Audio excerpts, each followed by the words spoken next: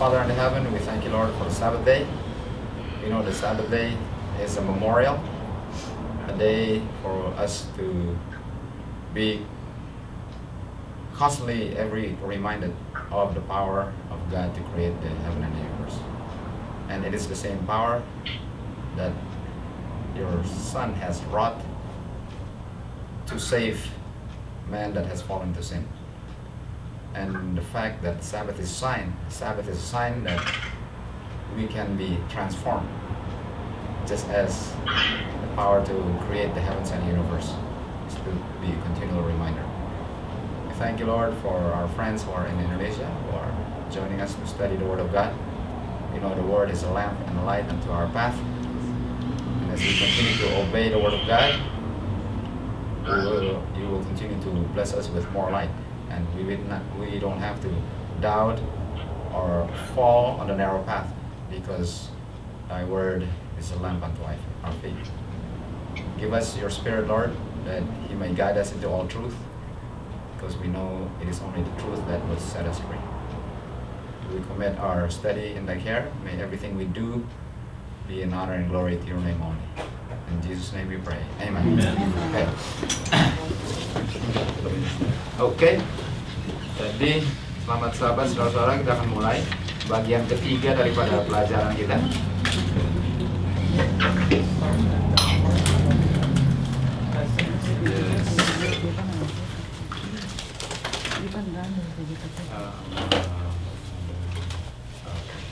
Jadi kalau ada yang mic-nya nyala, tolong dimatiin mic-nya supaya yang dengar bisa dengar jelas.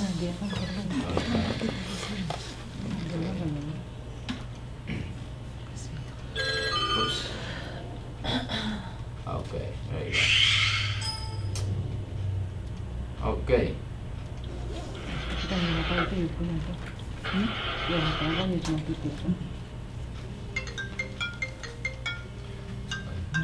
Oh, ini. Oh, ini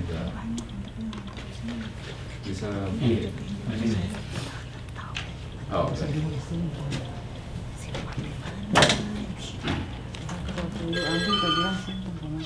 put this connected. Okay, sampai lagi.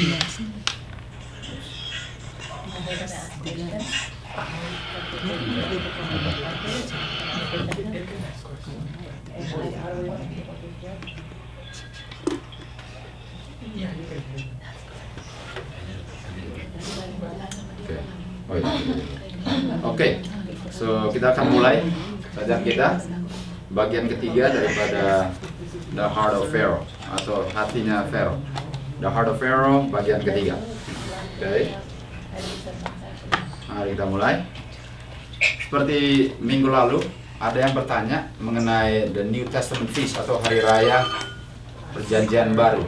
Jadi saya mau jawab sedikit mengenai New Testament Feast. Apakah kita masih dipertanggungjawabkan untuk merayakannya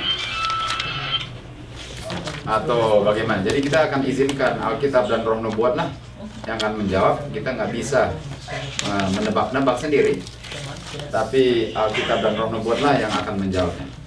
Oke. Mari kita baca Kisah 12 ayat 3. Kisah 12 ayat 3. Di sini dibilang bahwa di saat itu Petrus,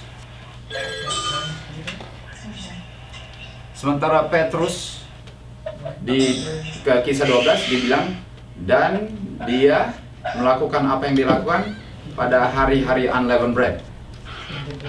Jadi ini unleavened bread kita tahu adalah hari perayaan tanggal 16 daripada bulan pertama, Abib atau Nisan. Dan unleavened bread itu melambangkan tubuh Tuhan Yesus dikubur yang tidak pernah dicemarkan oleh dosa. So, roti yang tidak beragi. Dan kita tahu peristiwa ini sudah digenapi waktu Tuhan Yesus mati di kayu salib. Ada hari Sabat, dan kebetulan hari Sabat itu hari Sabat Feast juga kan. Jadi kenapa unleavened bread masih ada di Kisah 12? Kenapa masih ada unleavened bread? Kisah 20 ayat 6. Getting disconnected. Kisah 20 ayat 6. Dan kita berlayar menjauhi Filipi setelah hari-hari unleavened bread. Nah, ini dia.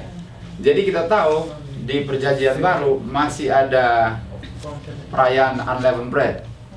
Bukankah di Kolose 2 dikatakan bahwa perayaan-perayaan ini sudah dipakukan di kayu salib? Kenapa masih ada perayaan unleavened bread di Perjanjian Baru setelah Tuhan Yesus naik ke surga? Oke, kita terus lagi. Kisah 20 ayat 16 sekarang. Di sini Rasul Paulus mau berlayar ke Efesus, tapi dia mau dengan cepat ke situ secepat mungkin supaya dia bisa ke Yerusalem, karena di Yerusalem ada perayaan Pentakost. Tuh. Jadi di sini hari perayaan Pentakost. Padahal, jadi pertanyaan saya ialah, apakah hari raya ini masih dirayakan? Tuh. Dan kalaupun ada dirayakan, apa yang mereka lakukan untuk merayakannya? Karena kita tahu bahwa Tuhan Yesus sudah mati di kayu salib.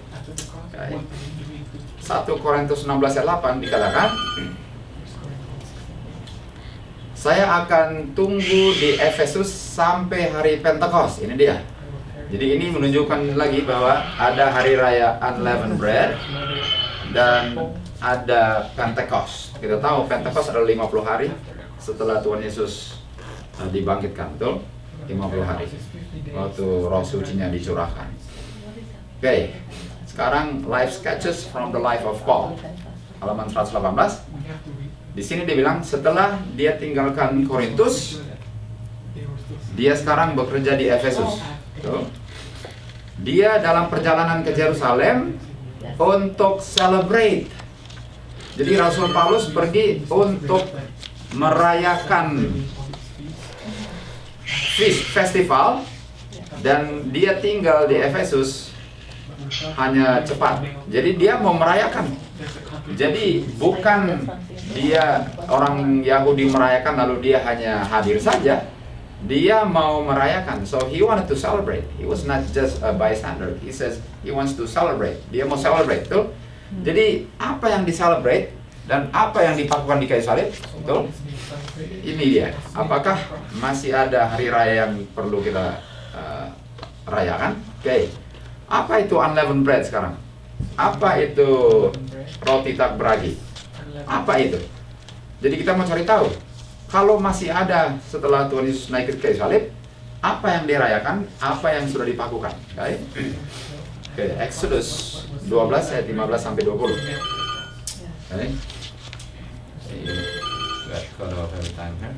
Oke, mari kita lihat sejarah daripada unleavened bread. Mari kita lihat sejarah dan kita lihat unleavened bread itu terdiri dari apa saja dan apa yang dipakukan, apa yang tetap dirayakan. Oke. 7 hari kamu akan makan unleavened bread. Hari pertama, singkirkan semua ragi dari rumah. Betul? Dan hari pertama adalah hari pertemuan yang kudus, Holy Convocation, hari pertama. Sebagaimana juga hari ke-7 adalah hari Holy Convocation. Okay? Jadi unleavened bread itu terdiri dari 7 hari. Dan 7 hari itu, hari pertama dan hari ke-7 adalah pertemuan kudus, okay? Holy Convocation. Dan ayat 17 dibilang bahwa kamu akan merayakannya, observe unleavened bread, dan ini mengingatkan kamu keluar dari Mesir. Dan ini akan dirayakan sebagai ordinance. Sebagai, ingat, ordinance. Sebagai satu peraturan, okay? Peraturan-peraturan. Okay? Jadi unleavened bread 7 hari. Dan ini mengingat mereka keluar dari Mesir. Okay? Dan kita tahu roti itu melambangkan Tuhan Yesus, tubuh Tuhan Yesus yang tidak pernah dicemarkan oleh dosa. Okay? Dan hari pertama dan hari ke-7 adalah hari kudus. Okay? Mari kita lihat unleavened bread di Imamat, Leviticus 23. Unleavened bread di Imamat. Dan pada hari ke-15 bulan yang pertama unleavened bread. Ini adalah hari Holy Convocation, dibilang lagi. Jadi di Keluaran dan di Imamat dibilang tentang unleavened bread. Jadi unleavened bread itu dirayakan hari pertama dan hari ketujuh Holy Convocation. Okay. Yang kita mau tahu ialah apa yang mereka lakukan setelah Tuhan Yesus naik ke kayu salib. Apa yang mereka lakukan? Gak tahu. Ada yang sudah dilakukan. Jadi apa yang mereka lakukan setelah Tuhan Yesus naik ke kayu salib? Okay. Mari kita lihat gambar daripada unleavened bread. Kita tahu unleavened bread terjadinya bulan pertama tanggal 15 sampai 21, 7 hari. 15 sampai 21. Dan tanggal 15 itu adalah Holy Convocation. Dan tanggal 21 yaitu hari ketujuh adalah Holy Convocation. Ini unleavened bread. Dan selama 7 hari mereka makan roti tak beragi, unleavened bread for 7 days. Oke, ini dia.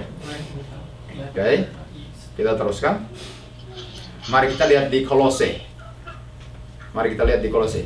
Waktu Tuhan Yesus dipakukan di kayu salib, apa daripada unleavened bread yang dipakukan?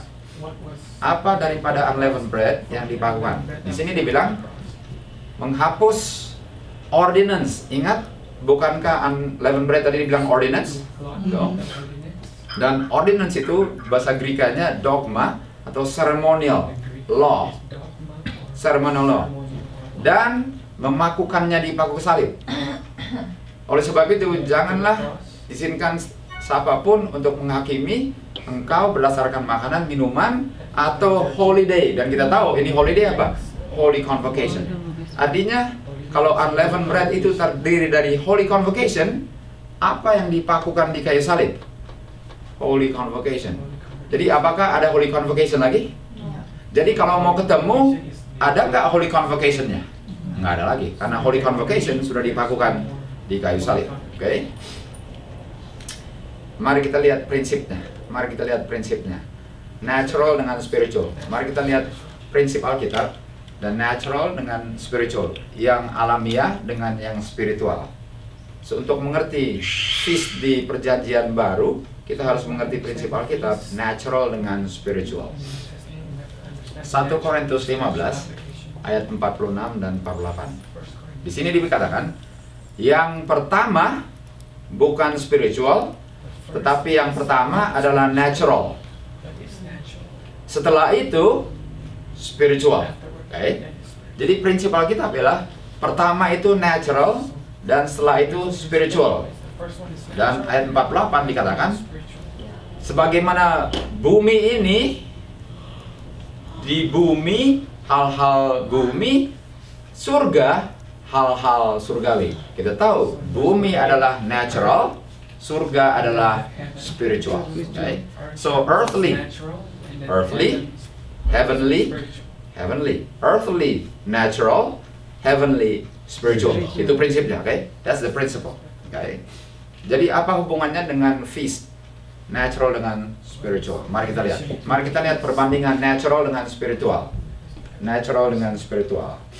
Natural atau earthly, spiritual atau heavenly. Oke, di natural kita ada Egypt kan? Ada Mesir. Kalau spiritual, Egypt itu apa? World. Dunia. Spiritual, mereka keluar dari Mesir, kita keluar dari dunia. Mereka diperbudak di Mesir, kita diperbudak oleh dosa. Betul? Jadi ini, kalau dulu naturalnya Egypt, di akhir zaman, Egypt itu melambangkan dunia. Okay? Kegelapan, perbudakan. Satu perbudakan Firaun, satu perbudakan dosa. Okay? Ini natural spiritual. Apalagi, dulu ada Babylon kan, Nebukadnezar. Okay? Di akhir zaman, ada juga mystical atau spiritual Babylon. Dan sama kan? Karakternya sama. Karakternya sama. Baik. Walaupun beda dispensasi, tapi sama. Jadi dulu Babylon, memang literal Babylon, memang ada negara dan ada kerajaan Babylon. Sekarang kerajaan itu sebagai spiritual. Karakternya sama. Kan? Oke. Sekarang Yerusalem. Dulu ada kota Yerusalem. Tapi kita tahu ada Yerusalem baru. Itu spiritual, heavenly. Baik. Apa hubungan dengan yang kita sedang pelajari yaitu feast? Nah, kita lihat. Kalau dulu ada Israel, ancient, natural, memang ada. Akhir zaman ada apa? Spiritual Israel atau modern Israel. Beda, betul? Karakternya sama, pengalamannya sama, tapi spiritual dengan natural. Natural dengan spiritual, ya. Apalagi ada domba yang disembelih kan? Setiap hari domba disembelih. Itu natural, earthly, literal. Tapi yang spiritual apa? Christ the Lamb of God, itu spiritual. Betul? Itu prinsipnya natural, spiritual, dunia dengan surga. Apalagi sungai Euphrates, sungai Efrata, dan sungai itu mengalir lewat kota Babylon yang dikeringkan oleh Cyrus Kores kan. Ini sungai, kalau di akhir zaman di Wahyu 17:15 ada sungai Efrata, dan itu artinya apa? Banyak orang. Jadi kalau dulu sungai Efrata, air itu melambangkan apa? Orang. Artinya kalau sungai Efrata lewat Babylon, dan Babylon itu membutuhkan air untuk hidup, sekarang banyak orang, dan orang itulah yang menopang Babylon modern untuk hidup. Sebagaimana Babylon jatuh karena dikeringkan airnya, Babylon modern pun akan jatuh waktu orang-orangnya akan menarik dia punya sokongan atau dia punya support. Oke. Kalau dulu darah daripada domba-domba, kalau spiritualnya kehidupan Kristus yang tak bercacat. Jadi the life of Christ itu adalah the blood, karena kita di cleanse the blood of the Lamb. And yang cleanse kita is the life of Christ. So, natural dan spiritual. Okay? Kalau dulu roti, akulah roti hidup, Yohanes 6:48. Akhir zaman, roti itu apa? Firman Tuhan. Itu natural dengan spiritual. Makanya Tuhan Yesus bilang, kamu harus makan roti, kamu harus makan dagingku. Yang dia maksudkan apa? Makan firman. Yohanes 6:63, betul? Dan dulu juga ada Ka'bah di dunia, betul? Itu natural. Tapi spiritualnya apa? The heavenly sanctuary, itu spiritualnya. Jadi dari mana kita dapat feast ini? Dari mana kita dapat hari raya? Dari sanctuary. Dan di mana mereka merayakannya? Selalu di sekitar apa? Sanctuary. Artinya perayaan dulu, perayaan apa? Natural. Setelah Tuhan Yesus naik ke surga, perayaannya secara apa? Spiritual. Okay. Jadi apakah di akhir zaman ada penyembelihan domba? Tidak perlu lagi. Tidak perlu lagi. Apakah perlu makan dan minum lagi? Karena itu melambangkan tubuh Tuhan Yesus. Tidak perlu lagi. Tapi apakah kita lupakan signifikannya? Tidak. Kita ingat rayakan secara apa? Spiritual. Kita ingat pekerjaan Tuhan Yesus secara spiritual. Kita tidak merayakan seperti mereka merayakannya. Kita merayakannya dalam hati kita. Dalam hati kita. Kita merayakan. Oke, kita teruskan. Ibrani 9 ayat 1, 11-12. Di sini dikatakan, yang pertama adalah Ka'bah dunia, worldly sanctuary. Itu yang pertama. Atau yang apa? Natural. Tapi greater, yang lebih besar adalah perfect tabernacle yang tidak dibangun oleh tangan manusia. Itu yang apa? Spiritual. Kita lihat worldly sanctuary dan heavenly sanctuary. Natural dengan spiritual. Dan ayat 12, verse 12. Tuhan Yesus tidak masuk ke yang spiritual dengan darah domba karena itu natural. Dia masuk dengan darahnya atau yang spiritual.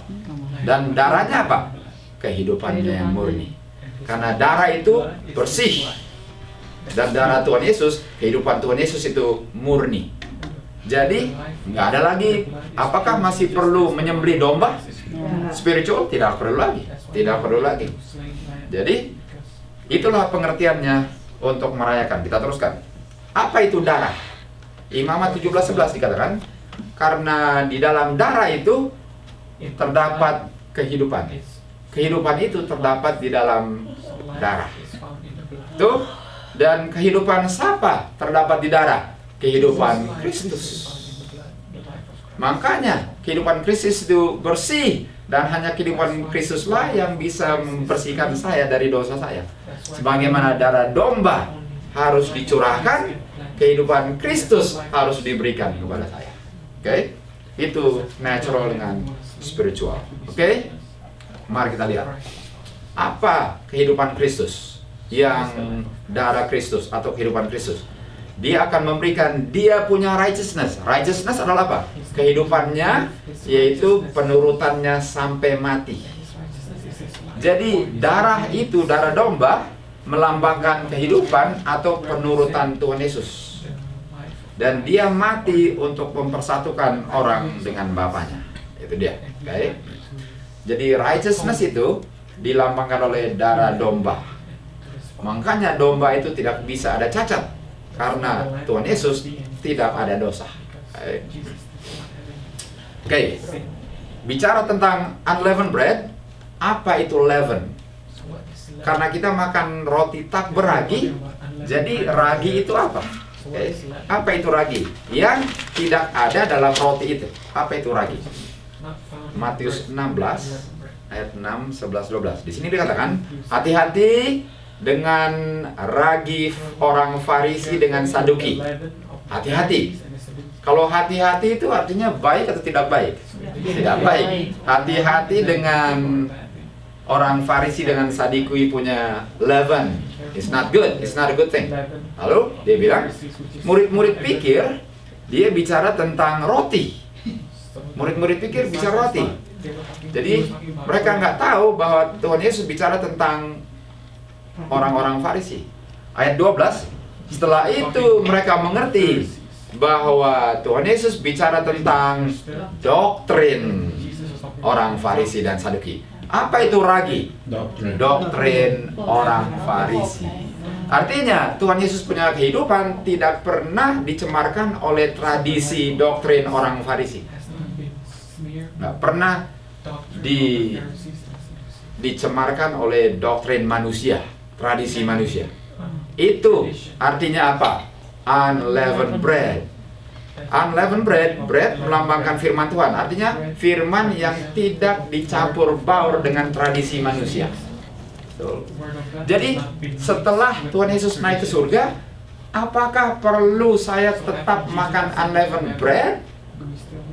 Atau bukankah saya lakukan itu pada perjamuan suci? Tuh, perjamuan suci lah. Saatnya untuk saya diingatkan akan unleavened bread. Apakah saya harus merayakannya terus? Mana yang lebih penting? Makan roti tak beragi atau makan firman Tuhan tak dicemarkan doktrin manusia? Mana yang lebih penting? Lebih penting ialah firman saya tidak dicemarkan dengan tradisi manusia. Itu lebih penting. Bisa saja saya makan roti tak beragi, tapi firmannya dicemarkan dengan doktrin manusia. Apa gunanya? Nggak ada gunanya. Oke?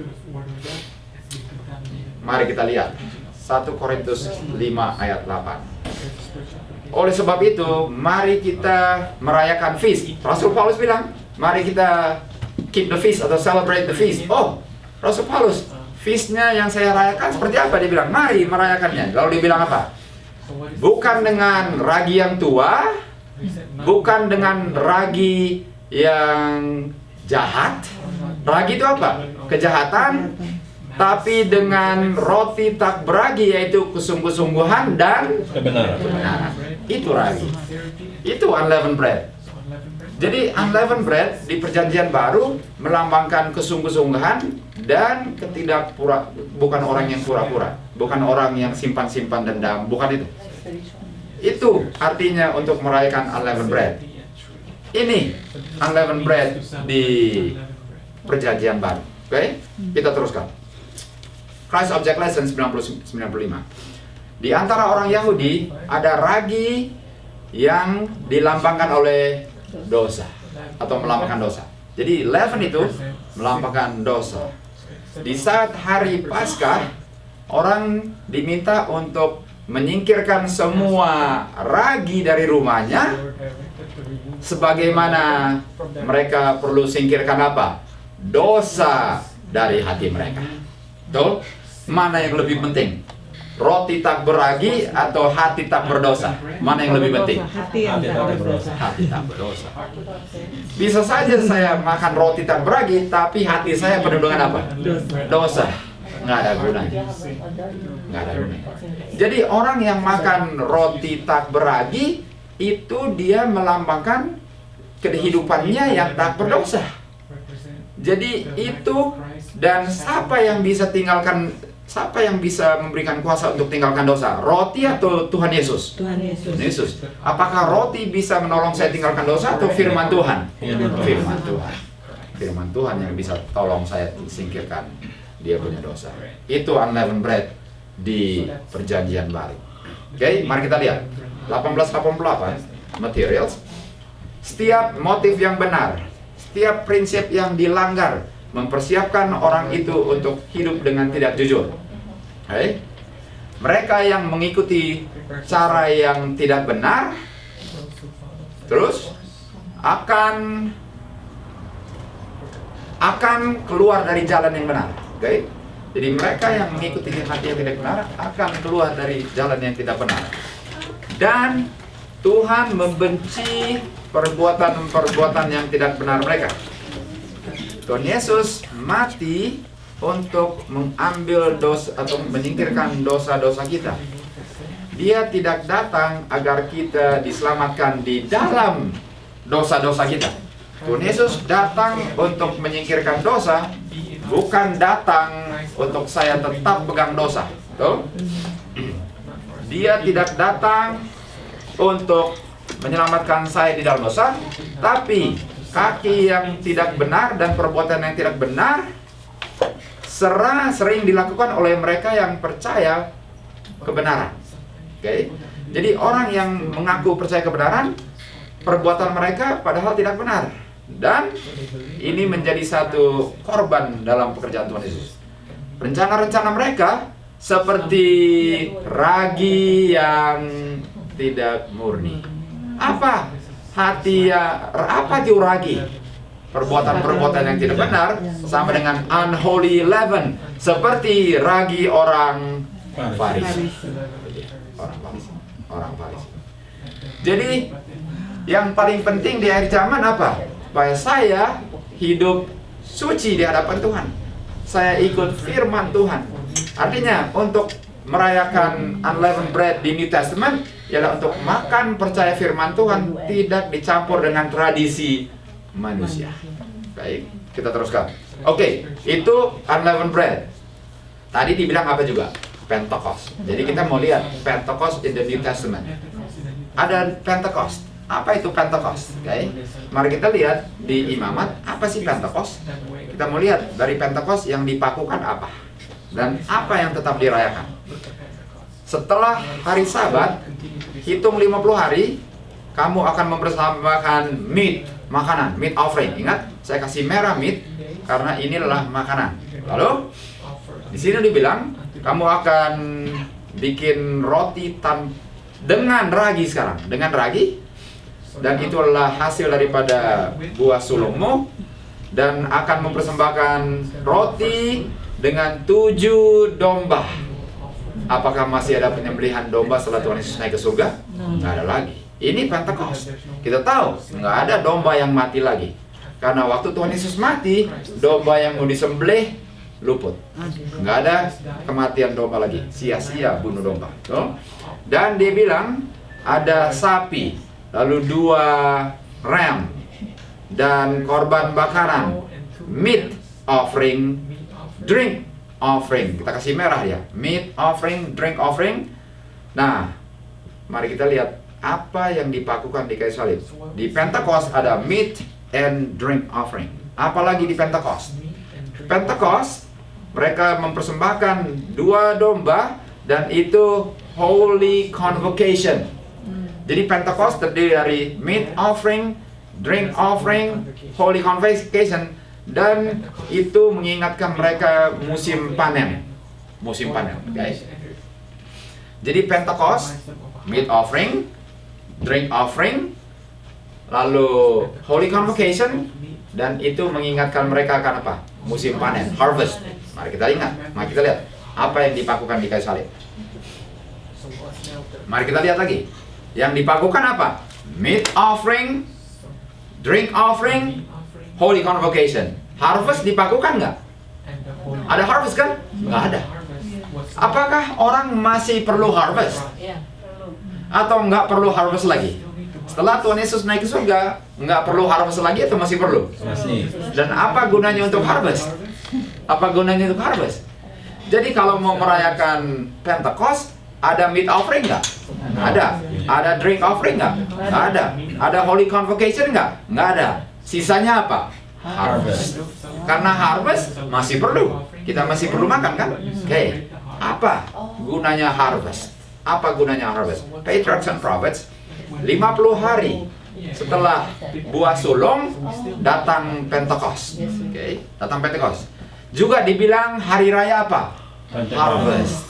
Dan apa yang kita harus ingat daripada Pentecost? Harvest. Harvest itu apa? Satu ekspresi terima kasih akan makanan yang sudah disiapkan oleh siapa? Apakah salah lakukan itu? No. Tidak salah. Apakah kita masih berterima kasih kepada Tuhan sampai sekarang pun? Jadi kalau Rasul Paulus merayakan Pentecost, dia rayakan meat offering? No. Tidak. Drink offering? No. Tidak. Holy convocation? No. Tidak. Berterima kasih dengan harvest? Yes. Hanya itu yang dia bisa. Berarti kayak Thanksgiving ya. Thanksgiving, betul. Kayak Thanksgiving. Betul? Jadi apakah kita sebelum makan kita berdoa terus? Yes. Apakah itu sama dengan Pentecost? Yes.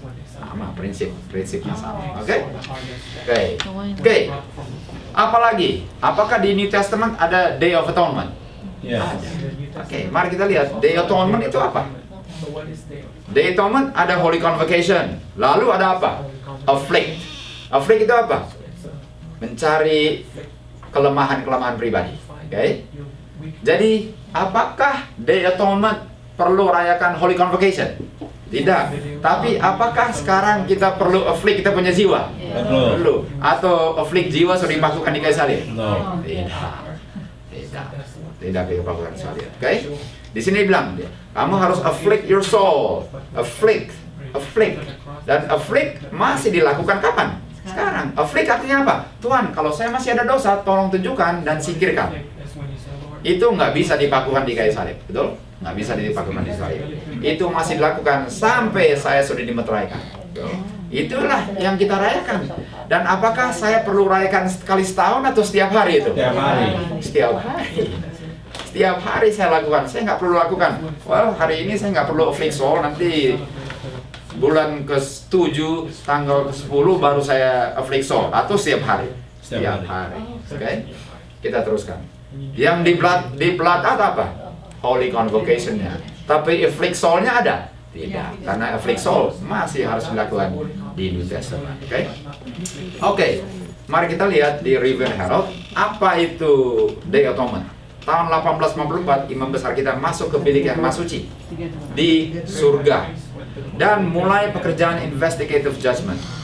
Dia mulai menghakimi orang yang mati dan dia akan tutup dengan orang yang hidup. Satu peristiwa yang kudus, sangat kudus. Setiap kita ada kasus yang sedang menunggu. Masing-masing kita ada kasus yang menunggu.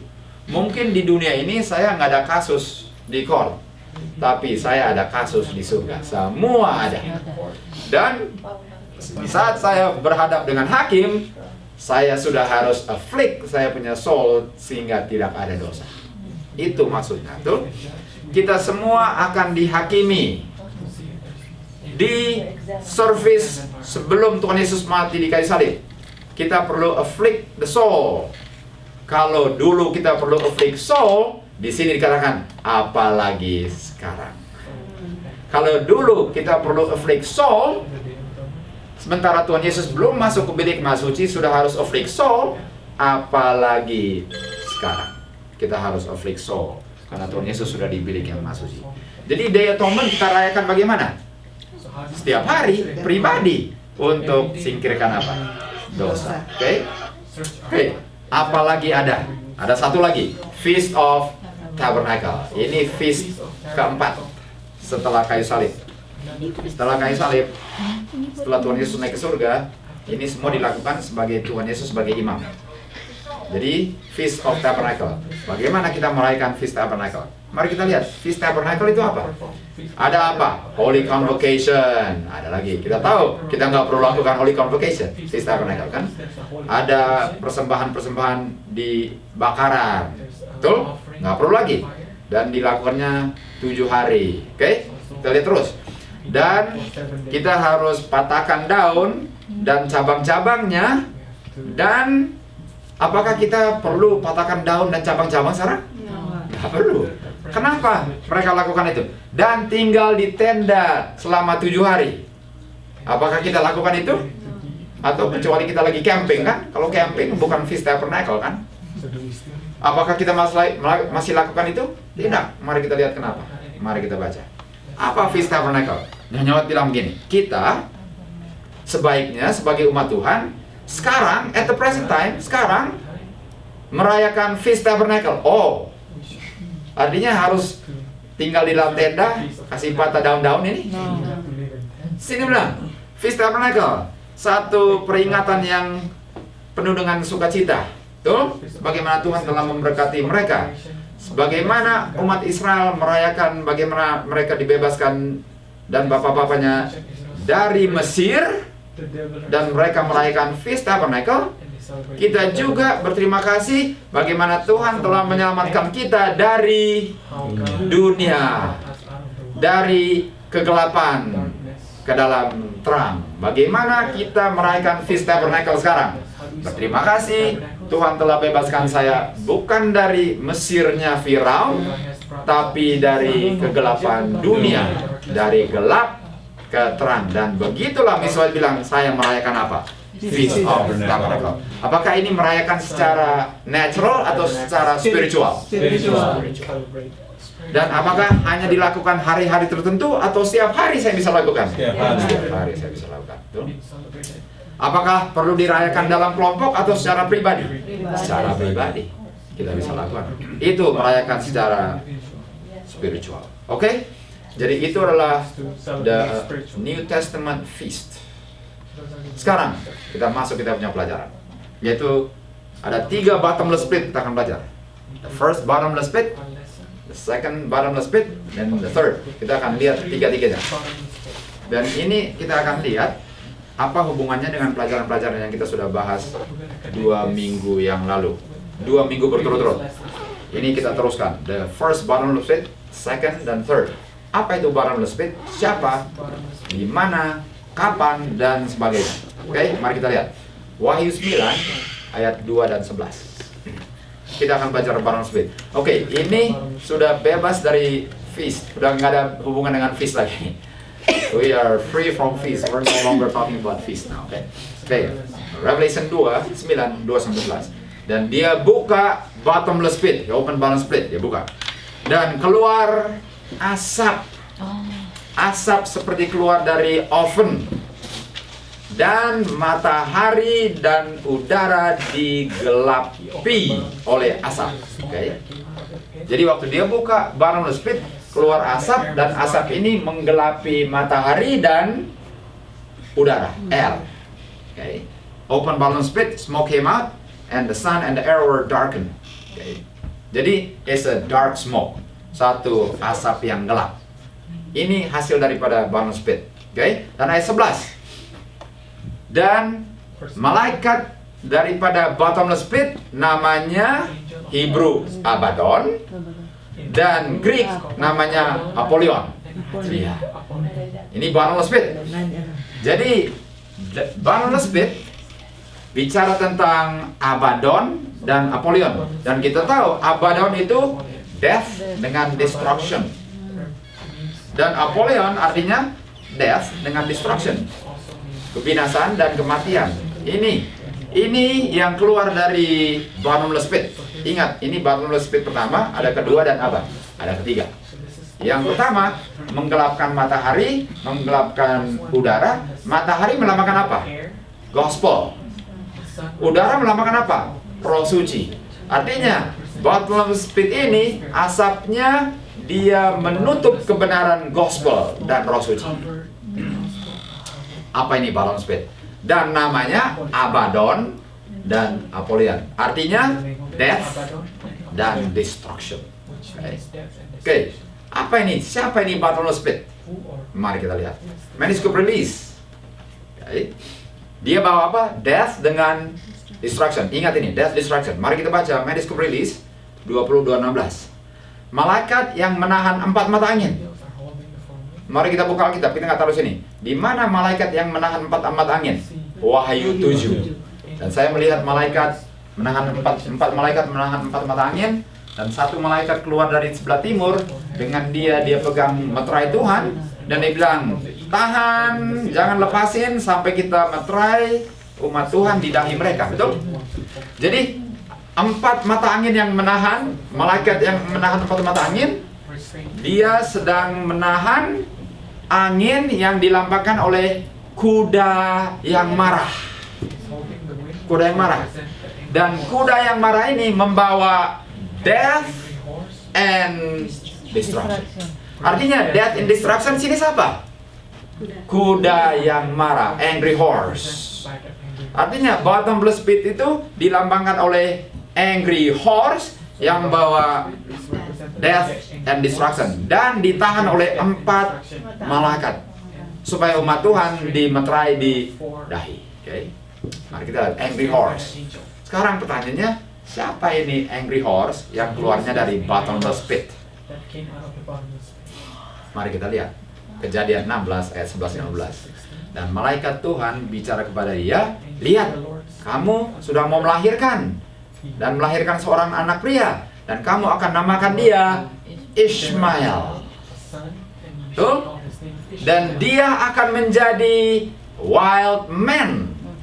Dan kata wild man itu Greekanya, Hebrunya adalah wild ass, wild donkey, wild horse, angry horse. Jadi angry horse ini melambangkan siapa? Keturunan Ishmael. Mari kita lihat. Keluar bottomless pit, keturunan Ishmael akan menggelapan Injil dan Roh Suci. Keturunan Ishmael akan menentang Injil dan kuasa Roh Suci. Dan seperti kuda yang liar, bahwa death dengan destruction, mereka ini keturunan Ishmael di Alkitab. Okay? Kita teruskan. Yesaya 32 ayat 14. Karena tempat-tempat kediamanmu dibiarkan dan kota-kota dibiarkan, pertahanan-pertahanan dan towers, menara-menara akan menjadi dance. Dan itu apa? Lobang. Menjadi lobang besar. Menara yang dulu menara, dan ini tower bukan satu tapi plural, not tower tapi towers. Paling kurang 2 towers. Dulu 2 towers, sekarang menjadi lobang. Sekarang menjadi lobang.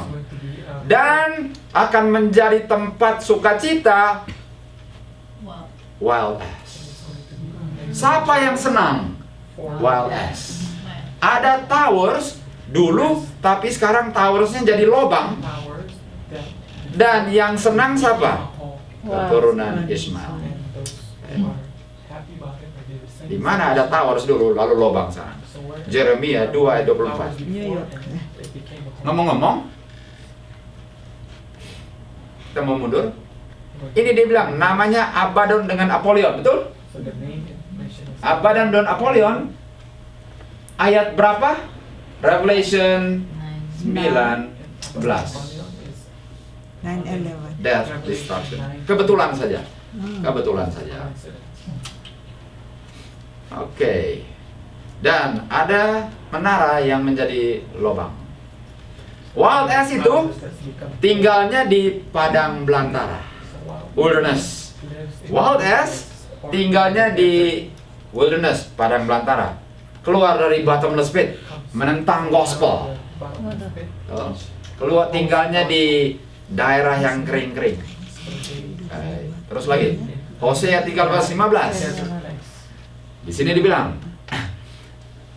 angin dari sebelah timur datangnya dari wilderness. Dan di wilderness ada siapa? Wild ass. Dan tinggalnya, dan wild ass bawa apa? Angin dari sebelah timur. Jadi mereka dari sebelah timur, di wilderness tinggalnya, dan ada kuda, bawa death destruction, menggelapan gospel, membuat towers jadi lubang, dan mereka dikenal di Wahyu 9 ayat 11. Itu dia sana. Mari kita lihat. Di mana itu angin yang dari sebelah timur? Dari sebelah mana? Angin sebelah timur atau dari wilderness. Di mana itu? Kejadian Keluaran 10, 13 dan 15. Dan Musa merentangkan tongkatnya di Mesir dan Tuhan bawa angin timur. Dan waktu angin timur datang, dibawa juga apa? Belalang. Angin timur membawa belalang. Jadi, apa itu bottomless pit? Adalah asap yang gelap yang menggelapkan Injil, dan dia dikenal sebagai kuda liar, keturunan Ismail, tinggalnya di padang belantara, dan membawa angin timur, dan angin timur bawa belalang. Belalang ini bikin apa? Dan belalang ini menutupi seluruh bumi, dan tanah itu digelapi. Ingat tadi, dia menggelapi seluruh Mesir. Dia datang, dia tutup matahari sampai Mesir jadi gelap. Belalang dari timur, tinggalnya di padang belantara, jadi gelap. Oke, kita lihat terus. Mari kita lihat Wahyu 9, 2, 4 sampai 10. Siapa ini yang tinggalnya di padang belantara dari sebelah timur, bawa belalang? Mari kita baca terus. Dan dia buka bottomless pit, dan keluar asap, dan matahari digelapkan. Ayat 3. Sekarang ke ayat 3. Dan waktu keluar asapnya, dia bawa apa? Belalang. Ini dia.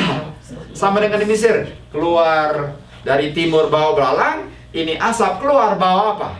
Belalang. Dan dia menyengat seperti apa? Kalajengking.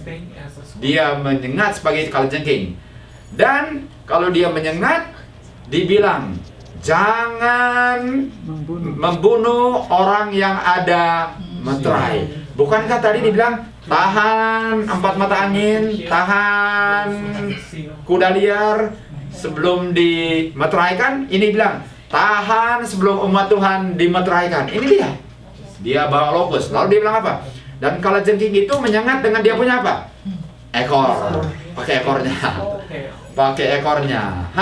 Di Alkitab, apa itu ekor? Di Alkitab, ekor melambangkan nabi yang mengajarkan bohong, nabi palsu. Artinya, ada satu kuasa keluar dari bottomless pit, dan waktu dia keluar, dia menggelapkan gospel.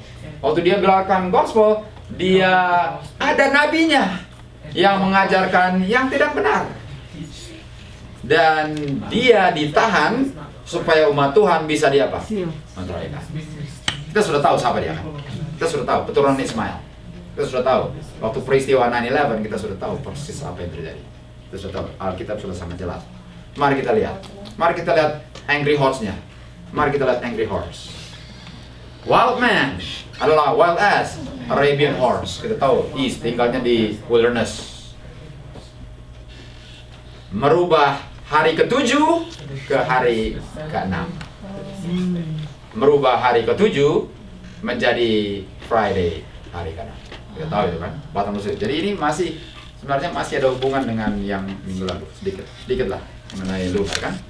Dia merubah hari ke-7 ke hari ke-6, from Saturday to Friday. Dan dia perbaktiannya ditentukan oleh apa? Bulan. Bottomless pit number 1 ditentukan oleh bulan. Dia robah hari ke-7 ke hari ke-6. Aduh, sis. Oke, bottomless pit nomor 1. Observance based on moon, lunar. Okay. Sekarang bottomless pit kedua, the second bottomless pit. Oke, mari kita lihat bottomless pit kedua. Wahyu 17:8. Binatang yang kau lihat dulu, sekarang tidak akan muncul lagi. Dia keluarnya dari mana? Bottomless pit. Dia keluar dari bottomless pit. Lalu akan go to perdition. Dan dia ini dulu, sekarang enggak, tapi masih. Jadi akan bangkit, tapi masih. Enggak lagi, tapi masih. Jadi apa maksudnya? Dulu, iya. Sekarang enggak, akan bangkit. Diulang lagi. Dulu enggak, sekarang enggak, tapi masih. Apa itu masihnya? Akan bangkit, enggak lagi, tapi masih. Siapa ini? Bottomless pit nomor 2. Mari kita lihat. Siapa ini bis? Kita tahu ini bis, kan kita sudah belajar Wahyu 17. Bis yang dulu zamannya 538 sampai 1798, 1260 tahun. Itu was, itu waktu masih was. Kapan dia isnat? Kapan isnatnya? Tahun 1798 dia mengalami luka parah, isnat. Berthier dari Prancis menangkap dia. Itu isnat. Dan Chalcedon waktu luka parahnya apa? Sembuh. Ini bis. Siapa ini bisnya? The papal power. The papal power beast. Was, is not, Chalcedon. No? Ini the second beast out of the bottomless pit. Apa itu yet is? Masih yet is. Doktrinnya masih dianut banyak orang. Masih yet is dalam bentuk apa? Doktrin. Walaupun dia tidak ada kuasa untuk menganiaya, doktrinnya masih ditanamkan di hati manusia. Itu yet is-nya. Walaupun dia sudah tidak berkuasa, is not, tapi yet is-nya dia punya doktrin masih dipegang. Masih dipegang. Itu bottomless pit nomor 2. Apa yang dilakukan manuskrip release? Dia menyodorkan sabat palsu, yaitu hari pertama. Tunggu, kalau tadi bottomless pit pertama dia ganti ke 7 ke 6, yang bottomless pit kedua dia ganti ke 7 ke 1. Satu dia ganti 7 ke bulan, yang satu dia ganti 7 ke matahari. Persis. Dan dia rubah ke hari pertama dan akan diterima pemimpin-pemimpin, dan ini akan membuat dia punya luka parah sembuh kembali. Dan hukum untuk merayakan atau observe hari Sabat sebagai hari Minggu, sebagai hari Sabat, akan membuat satu kemurtatan di mana prinsip Republikan di Amerika kita ini yang di mana kita temukan, dan agama papacy ini akan diterima di mana hukum Tuhan akan ditiadakan. Bottomless pit pertama 7 ke 6, Tuhan ke bulan. Bis bottomless pit kedua 7 ke 1, Tuhan ke matahari. Main. Mari kita lihat beast. The papacy, the man of sin, son of perdition.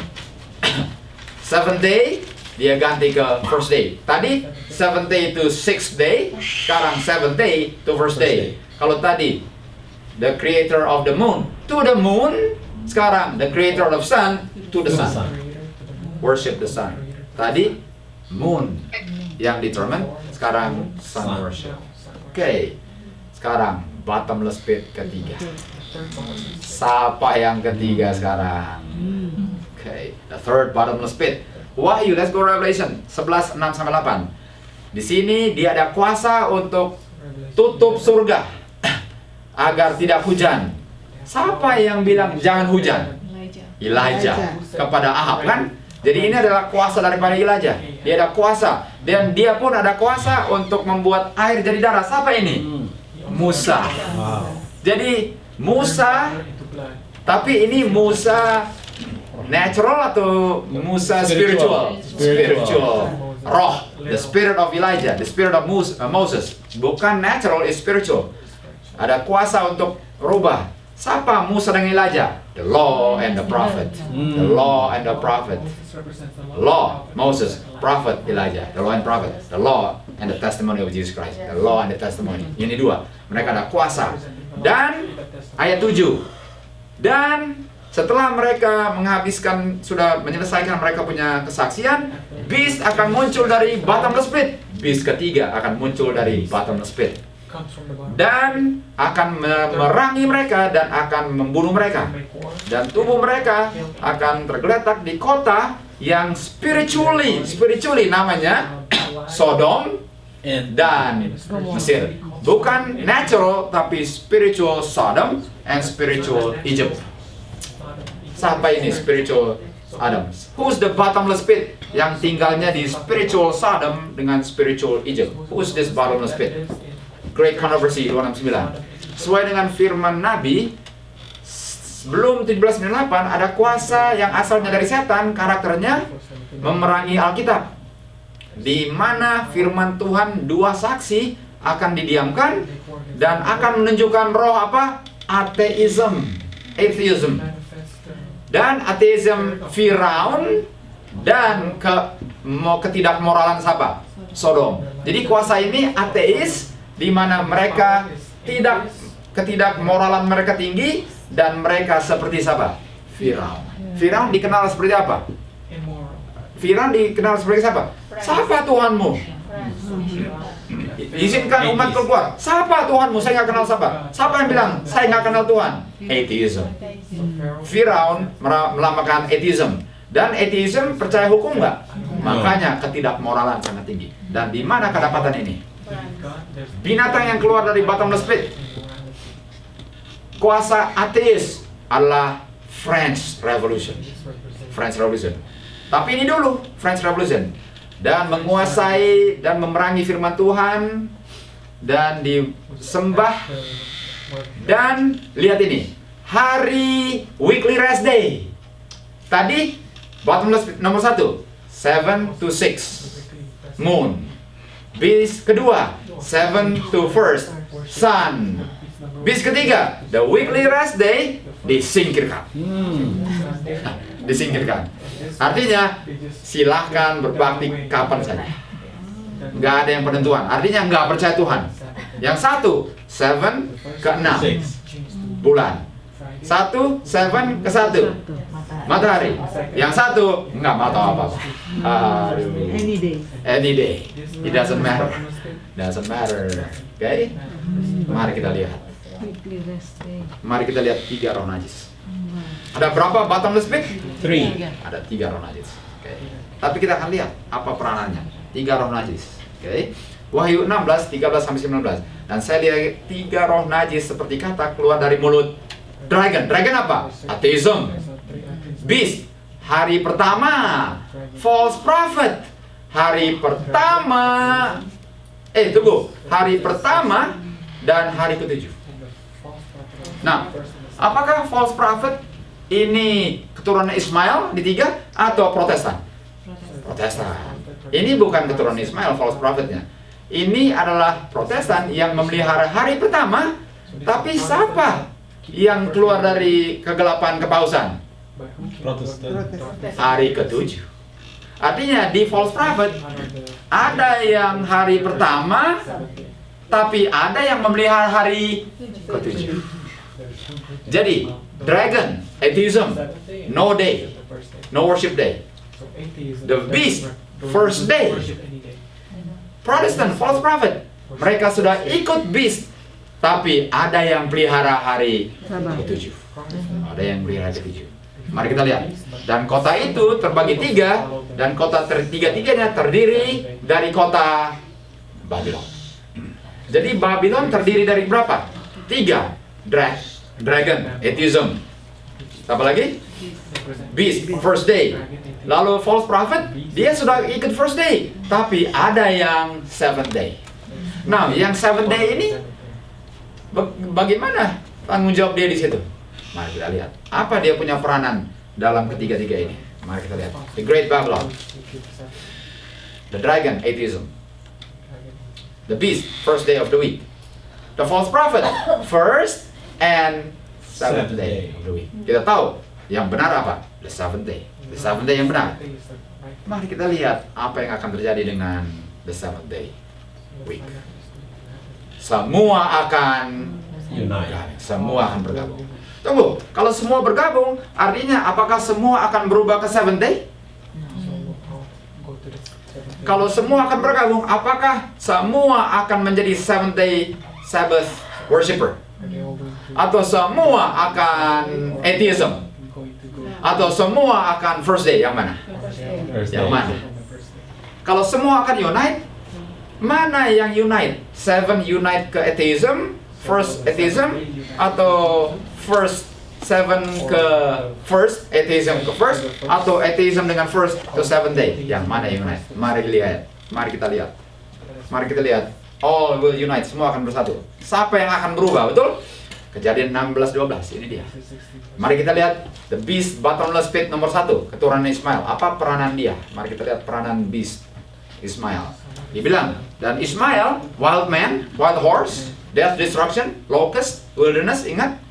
Wild man, dan tangan dia. Tangannya Ismail akan menentang semua orang punya tangan, di mana semua orang punya tangan akan bersatu untuk menentang dia.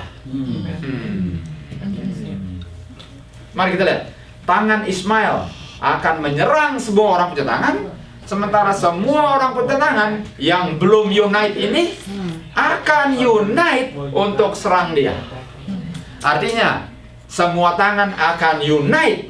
Pertanyaannya, unite ke atheism, unite ke first day, atau ke seventh day?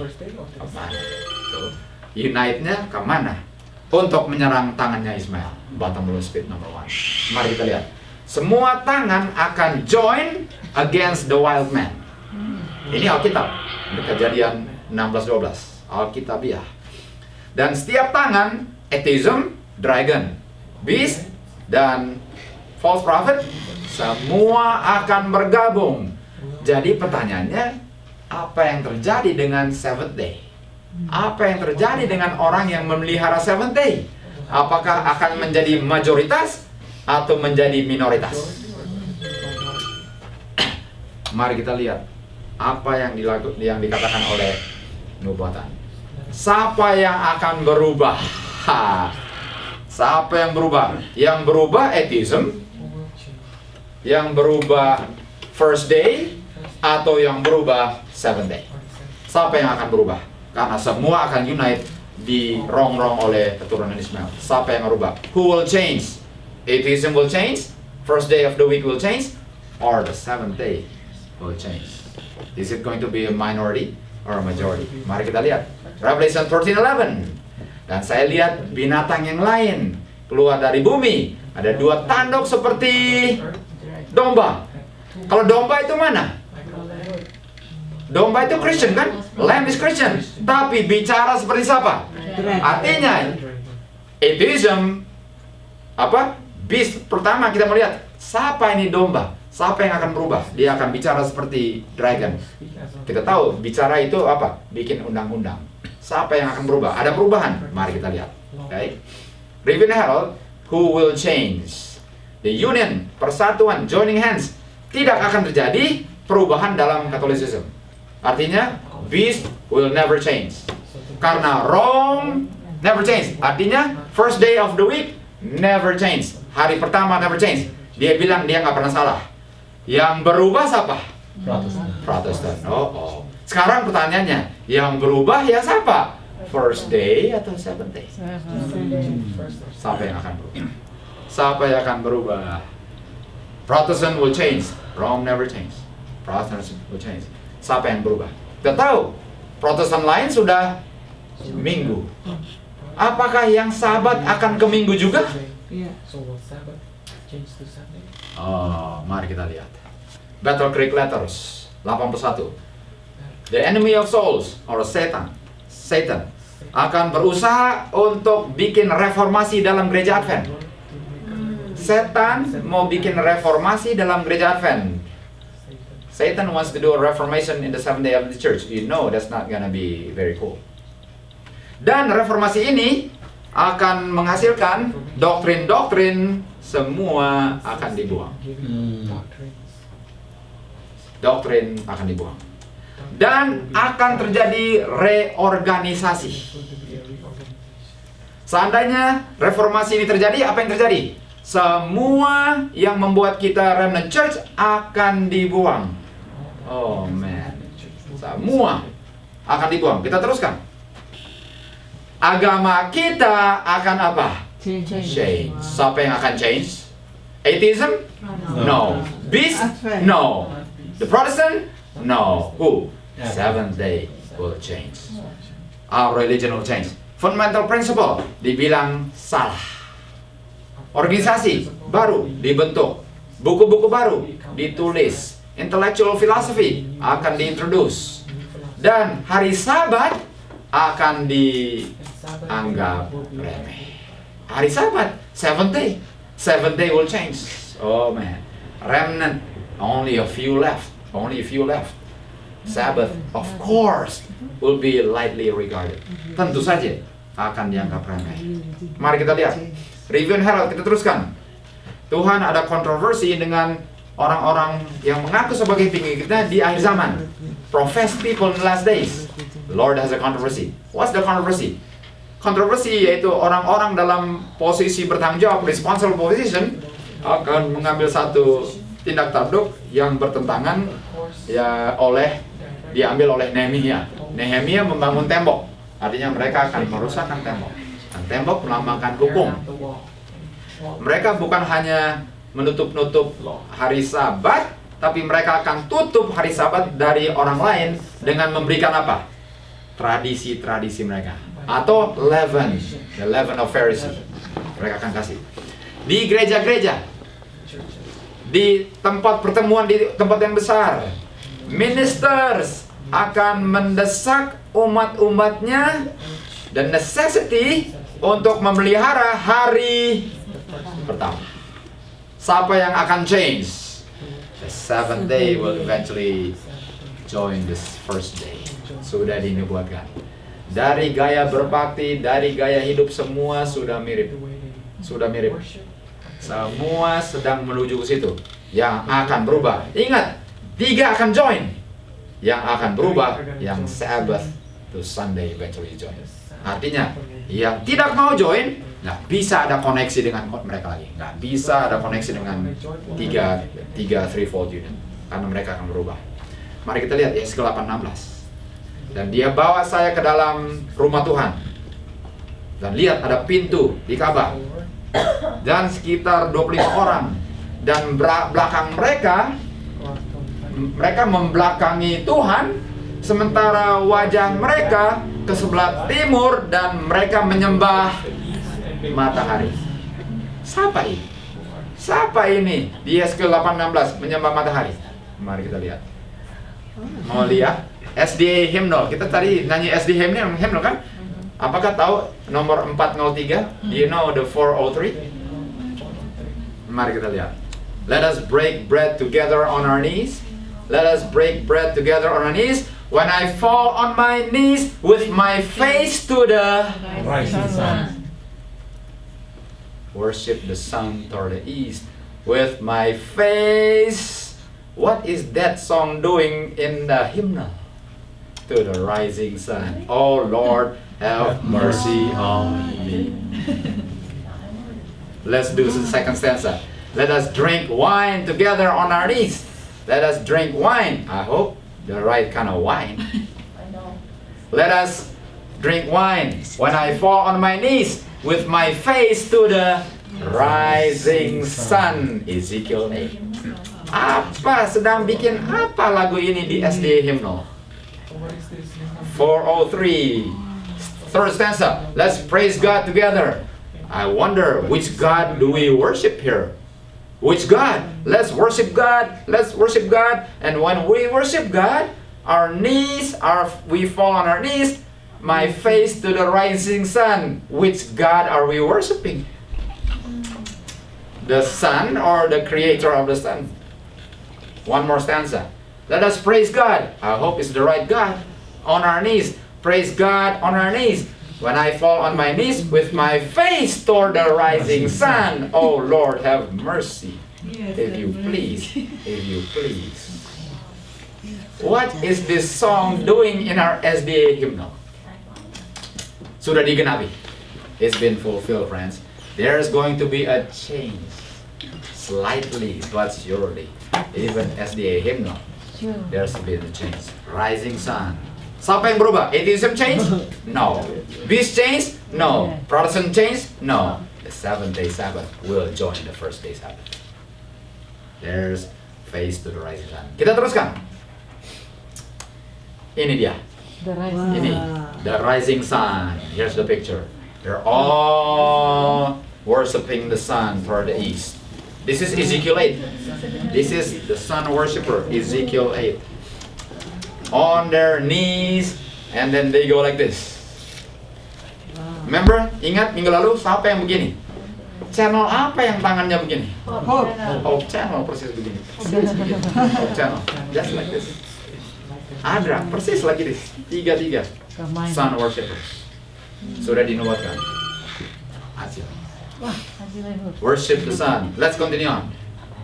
Mari buat. Ezekiel 9. Ezekiel 8 worship sun. Ezekiel 9 hasil worship sun. Oke. Ezekiel 8 mereka worship sun. Ezekiel 9 apa yang terjadi kalau mereka worship sun. Okay. Ezekiel 9. Dan Tuhan berkata kepadaku, pergi ke tengah kota. Pergi ke tengah Yerusalem. Sedang bikin apa mereka di Yerusalem? Worship the sun in Jerusalem. Tuhan bilang, pergi ke tengah Yerusalem. Karena ada apa di situ? Abomination. Ingat abomination, desolation, sun worship. Ada abomination dalam Ka'bah. Sekarang dia bilang ayat 5. Dan dia bilang, pergi ke tengah kota dan basmi, smite, destroy, binasakan. Binasakan yang tua, yang muda, pembantu, anak kecil, wanita. Jangan pegang mereka yang ada seal, mark. Ini dia. Ini yang sudah ditahan tadi. Ingat waktu ditahan? Waktu ditahan, ayo di seal. Karena setelah di seal, mereka akan worship. Jangan binasakan mereka. Sementara the four winds jangan ditahan. Tapi mulai basmi di mana? My sanctuary. It's not other God's sanctuary. My worship place. And begin dengan ancient men who worship the sun. Men in responsible position. Start worshiping the sun. My sanctuary. Mulai dengan ancient man. Mari kita lihat. Siapa ini mereka? Di sini kita lihat. The church adalah the Lord sanctuary. The sanctuary is my sanctuary adalah my church. My sanctuary is my church. Adalah the first, yang pertama akan terima murka Tuhan. Siapa ancient man? Orang-orang yang bertanggung jawab, yang sudah mengkhianati tanggung jawab mereka. Tua-tua sidang, pemimpin-pemimpin kita akan kena murka Tuhan pertama. Mereka telah mengkhianati kepercayaan Tuhan, akan dibinasakan. Oke, mari kita lihat more of the SDA hymnal.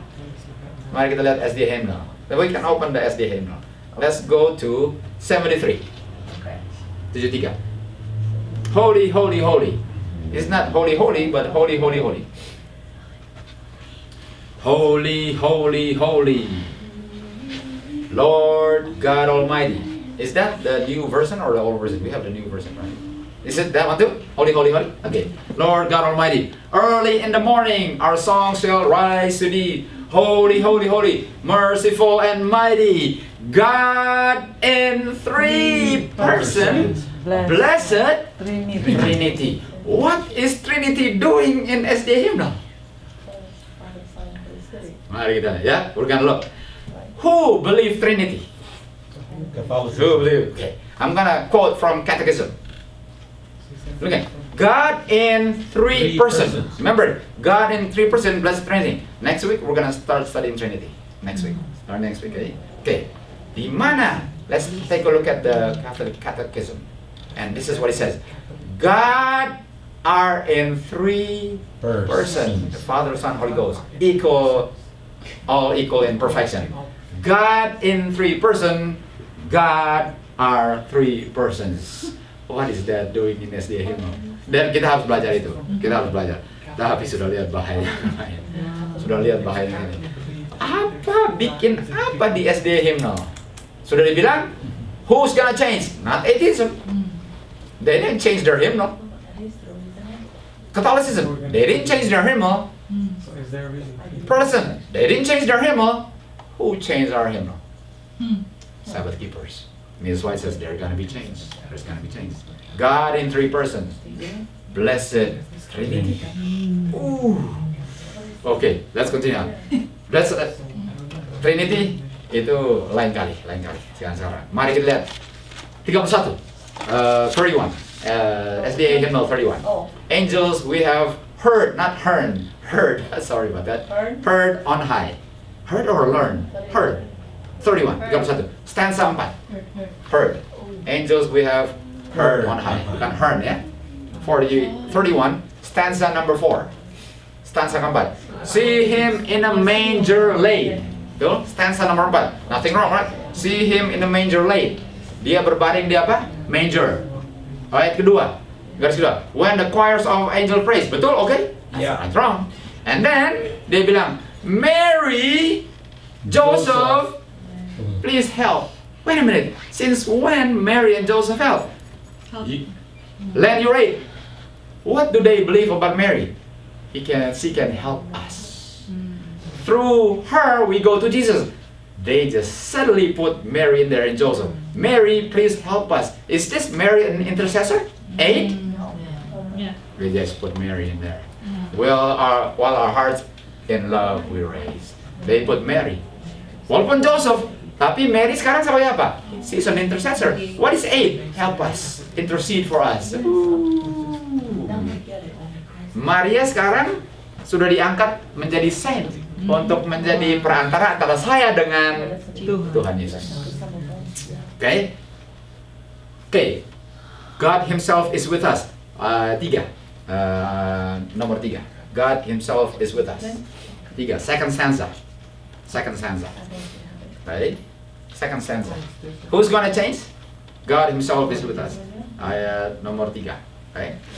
Ini aslinya. This is the original. Ini yang asli. Yang asli, Lord come dwell with me, let my heart and spirit. Ini yang asli.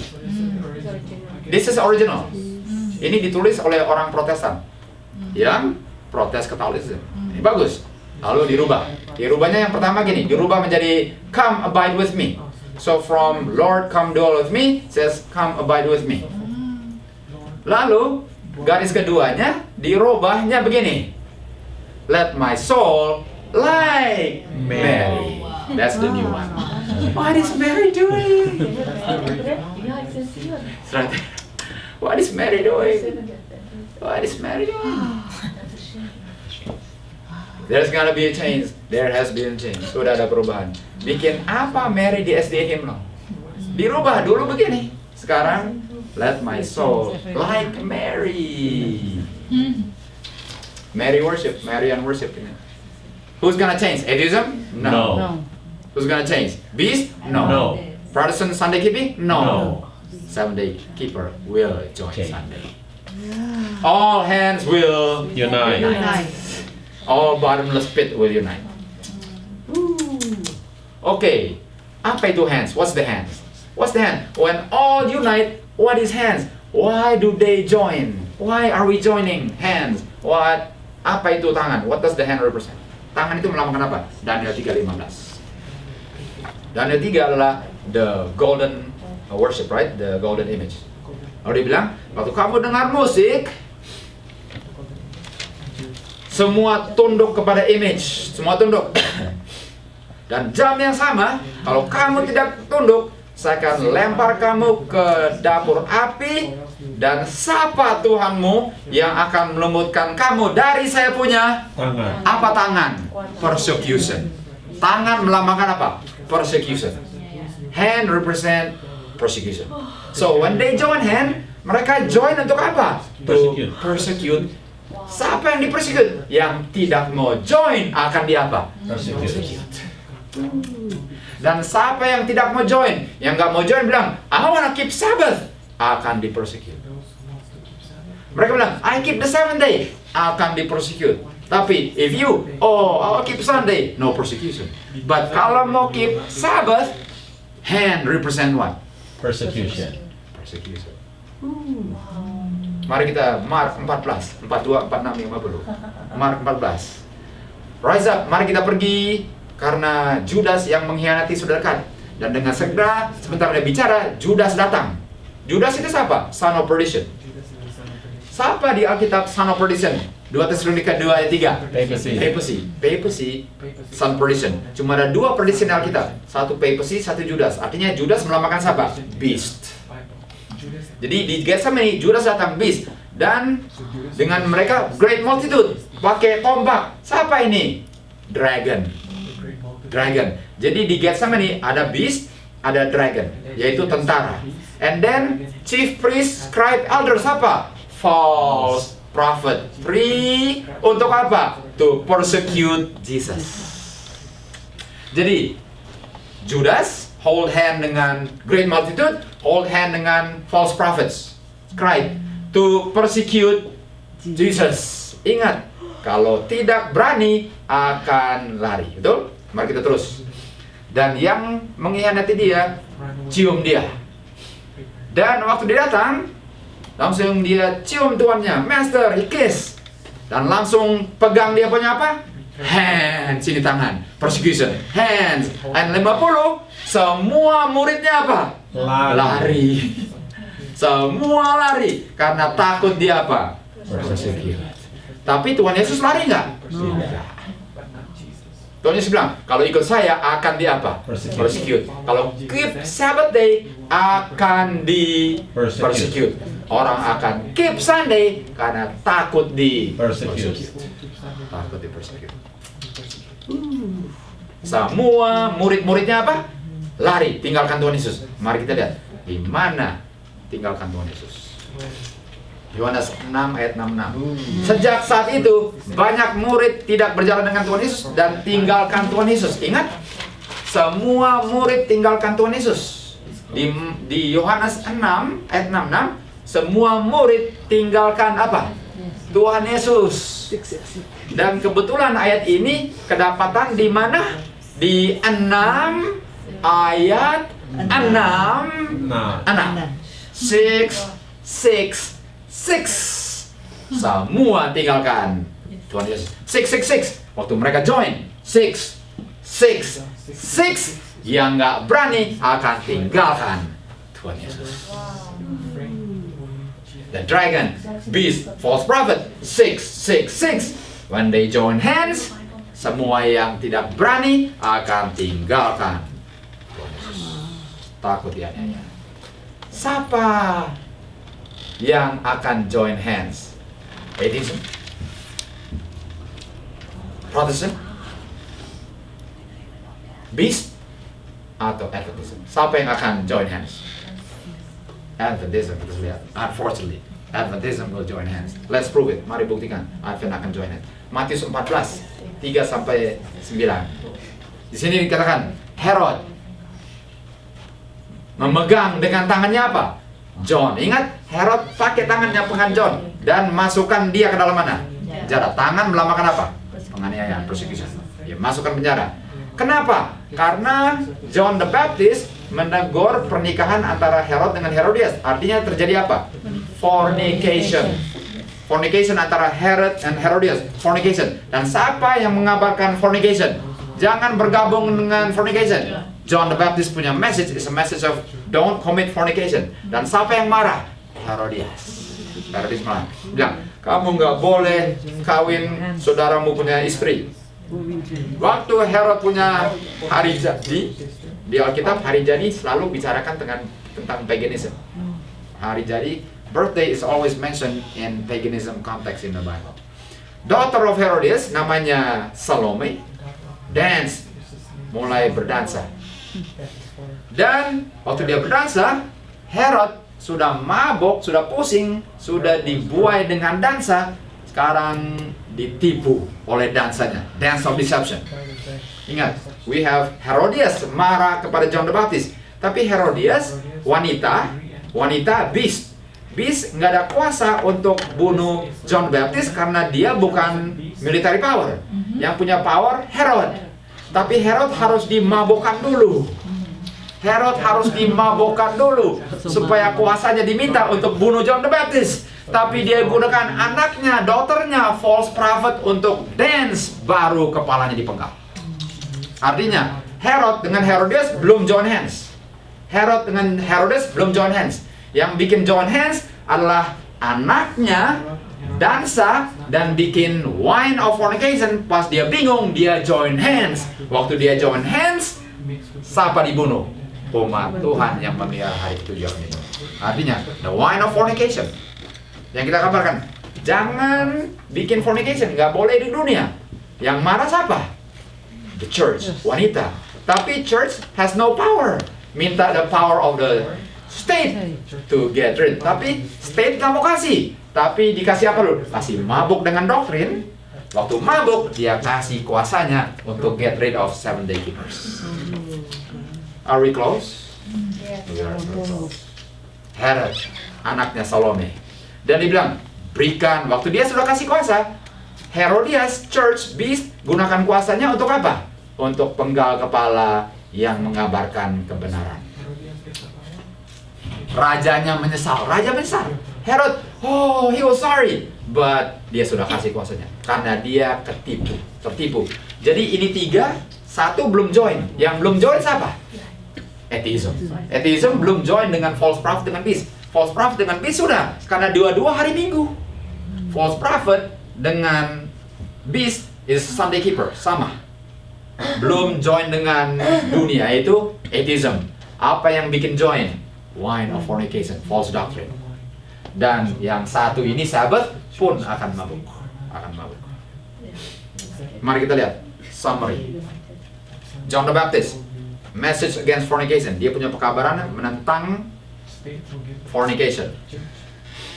Herodias, the wife, the beast, first day of the week kan? Beast kan? Marah terhadap fornication. So, do not compromise with the world. Don't put those songs in the hymnal. They're not happy, they're mad. Instead of being happy, they're mad. Jangan kawin fornication. Oh, thank you so much. No, they're upset. When we tell, you're not supposed to do that, they're upset. History repeat. They're upset, they're not happy. Kita nggak senang sama kamu. We're not happy with you. Herodias, first day of the week, beast. Salome, daughter, first day of the week. Betul? Daughter, Protestant, first day of the week. Herod, the king, atheism. Atheism will give the power. Atheism akan bergabung dengan first day of the week. Atheism akan kasih powernya kepada beast karena dia dimabokkan dengan doktrin palsunya. Karena siapa? Karena Protestan lah yang dance of deception. Dia bilang, nggak apa-apa, join hands. Pas join hands, dia gunakan kuasanya untuk singkirkan John the Baptist, modern John the Baptist, yang bilang kabar yang benar. Kita teruskan lagi. Herodias, beast, gunakan kuasa untuk destroy John the Baptist. Waktu false prophet, beast, dragon join, siapa target mereka?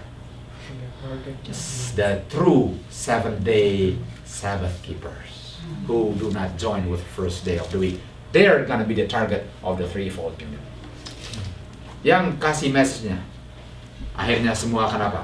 From atheism akan join first day of the week. Dan siapa targetnya? Modern John the Baptist will be target. Sudah keluar dalam nubuatan. Kita teruskan lagi. Review Herod. Sementara Herod dengan tuan-tuannya pesta dan minum-minum wine of fornication, right? The false doctrine. Dalam tempat banquet mereka, Herodias dengan marahnya kirim daughternya. Herodias, beast, kirim false prophet. Ini dia. Dan dia dance yang membingungkan, memusingkan kepalanya Herod. Dan dia sekarang sudah dibingungkan, dan dengan kecantikannya dia sekarang pikirannya sudah nggak jelas lagi. Dan sekarang dia menjadi dizzy. Dizzy apa? Drunk. Dengan wine of fornication. And we're flushed with wine fornication. Music, wine, dancing. Menyebabkan the head of John the Baptist. Do we see music, drums, dancing? Oh. Do you see it in the church? Oh, it's coming in. We see we're at the end of the days. It's coming in. The wine of fornication is coming in. Semua ini sudah mulai dilihat. It's okay to drink now. It's okay to dance. It's okay to have music. the kind of music that the world plays, that's showing that target is coming up very soon. Very soon. Sudah dekat, saudara-saudara. Mari kita terus. Testimony volume 5, 451. Dengan undang-undang institusi Paus, decree, menentang hukum Tuhan, bangsa kita, Amerika, akan menolak kebenaran Tuhan. Protestan akan pegang tangannya siapa? Roma. Protestan akan join hands with Roma dan akan join hands dengan spiritualism, atheism. Ini dia. So, apakah ada threefold union sekarang? Protestan, Roma, dan atheism. Who's the dragon? Atheism, spiritualism. Akan gabung. Dan siapa targetnya? Your and my head, who defend the true Sabbath of the Lord our God, will be the target of the threefold union. Many will defect 7 to keep the first day of the week. Will defect because they are afraid of what? Persecution. The decree. Dan kita tahu the end is near. Berat ya. Sudah di ujung kita. Sudah di ujung. Kita sudah lihat ini. We see this right now Yes. in worship. This means that the end is near. Let's prove it. Let's prove it. That's what they have at the Sunday church. Yeah. I've been going to Sunday church. Oh. I go church Sunday and Sunday. So I go another denomination and they have like, drums and, clapping, dancing. Oh, that's it. So, I feel like, oh my gosh. But I go because of the sermon. I love the sermon. So, when they preach it, That's creeping in already in the 7. It's creeping in. This crept unawares, Jude 3. Yeah, they also have it at the Rubido church. Oh, that's right, I heard. Rubido, I heard. Because I told the Ramanatha Rubido, I heard. it's like I don't have peace. It's like I'm going there, I'm like, God, I feel empty. Wow. Jadi ada yang, just gonna translate to Indonesian. Ada yang datang dari sini, ada tamu, dan dia menyaksikan bahwa di gereja banyak segala macam kekacauan, segala macam dansa-dansa. Dan dia bilang, sama dengan gereja luar, dia lebih suka masuk gereja luar daripada gereja dalam. Kita teruskan. Dalam gerakan yang in progress, in the movement in progress di Amerika, untuk menegakkan institusi, Protestan sedang mengikuti jejak siapa? Paus. Protestant is following the steps of Papacy. Nih, bukan cuma ikut, mereka buka pintu supaya Paus berkuasa lagi di negara Protestan. Bukan cuma ikut, mereka buka pintu. Come on in. Padahal Revelation 3:20 yang harus dibuka siapa? Tuhan Yesus. Mereka izinkan Paus masuk ke Amerika dan doktrinnya untuk menguasai lagi. Dan di sini katakan, dan akan dipaksakan penyembahan hari Minggu yang asal usulnya dari Roma lah tanda kuasanya. Spirit kepausan. Spirit kepausan adalah spirit kompromi. Tradisi manusia sedang merembet di gereja Protestan. Rome never changes. Atheism will join. Protestant join. Sabbath keepers will eventually join in. They're joining hands already. And you see that already. And the end is near. Let's continue on. Apa hubungan dengan appetite semua ini? What's this all got to do with appetite? Apa hubungannya dengan appetite? Kembali lagi ke, ingat, tadi ada dancing music dengan dancing music, what else? Drums, right? Drums, okay? Ada segala macam keributan kan? Apa hubungan dengan appetite? Let's go to Egypt. Genesis 39:7. Joseph, waktu dia digoda oleh istri Potifar kan, dia bilang, lie with me. Is this fornication? Yes. Joseph bilang, istri Potifar, lie with me. Fornication. Just like Herodias, marry me. Herod says, sure. John the Baptist, oh. Joseph, lie with me. Joseph said, I don't think so. No spirit of conformity. Lie with me. Fornication. Apalagi? Exodus 3:2-6. Apa itu lie with me? Apa itu lie with me? Di Alkitab, lie with me itu apa? Apa hubungan dengan makanan? Lie with me. Exodus 3:6, golden calf apostasy. Golden calf apostasy. Dan mereka bangun pagi hari besoknya, mempersembahkan sembah bakaran, bawa sembah damai, dan orang-orang duduk dan apa? Makan, minum, dan play. Play apa? Play basketball? Play soccer?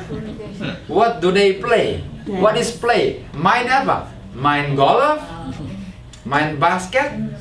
Makan, minum, dan play. Apa play? Apa play?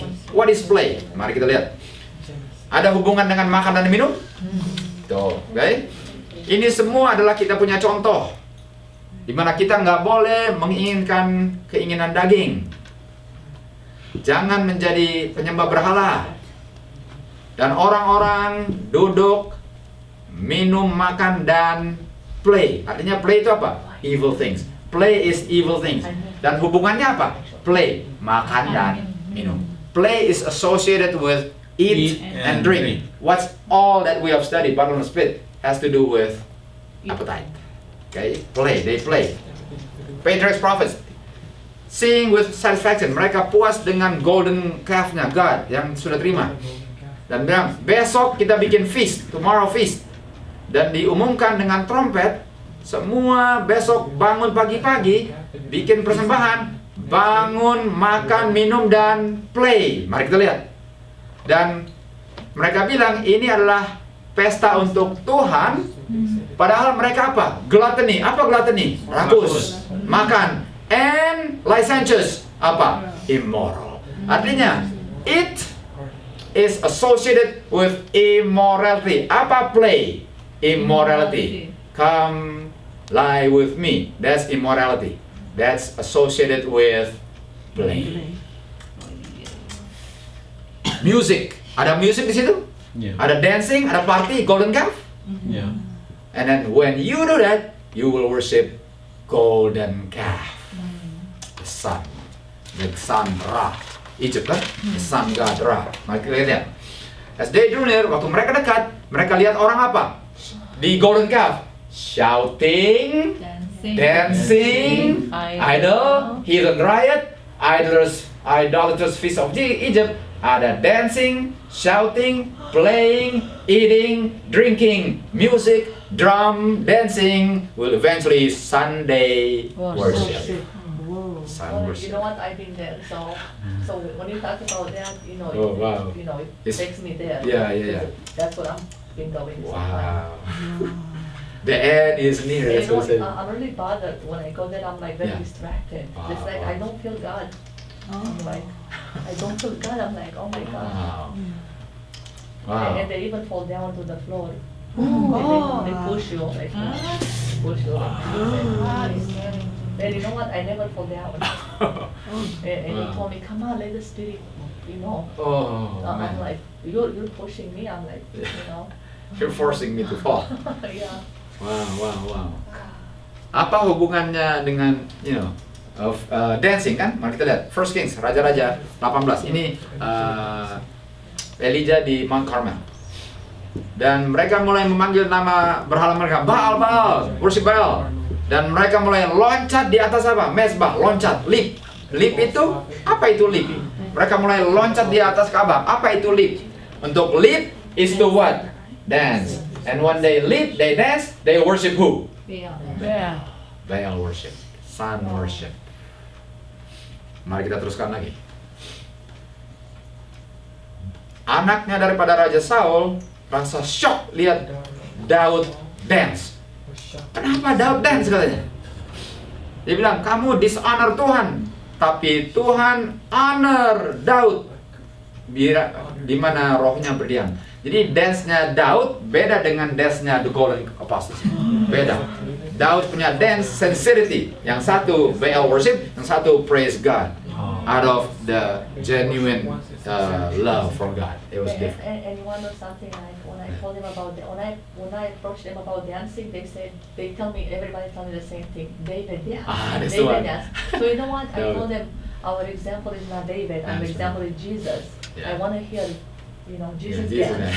But that's not what I hear. I hear It's David David dance. dance. Yeah. And here's the They explanation. always say the same thing, David. So I don't agree with them. Yeah.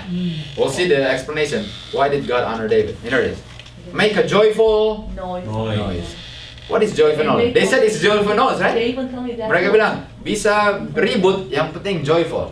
Yeah. Okay. What is joyful noise? Let's see what the Bible has to say. Lukas 6:22. Diberkatilah mereka yang dibenci, dipisahkan, diolok-olok, dikeluarkan